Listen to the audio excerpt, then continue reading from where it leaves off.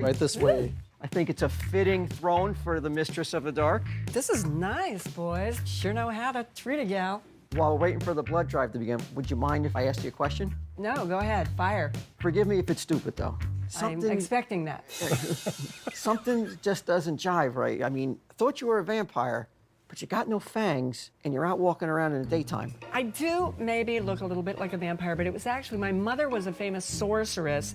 My dad was a film critic. So I'm really not a vampire, although a lot of people do mistake me for one. But unlike vampires like you, I give blood because I'm not a big wuss. You must have seen countless horror movies. Countless. So what are, say, your top 3 favorites? Since we're on like kind of a bloody theme today, Silent Night, Bloody Night. That was the first film I ever hosted. Blood Feast. Old school. Yeah. And speaking of the best blood scenes, I gotta go with my man Brian there. I mean, Carrie, talk about buckets of blood. I mean, that was literally buckets of blood. You know this is pig blood, right? I want it to be authentic. Oh, really? It really is? I was wondering what the smell was.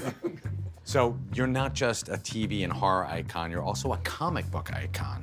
How did that come about? I've been involved in the comic world for a long, long time. The very first one I had was for my movie, Elvira, Mistress of the Dark, by Marvel. I mean, I remember going to my first Comic-Con ever in San Diego, and it was the basement of some horrible hotel or motel or something, and being like the only girl there. Just 100,000 geeky guys wandering around.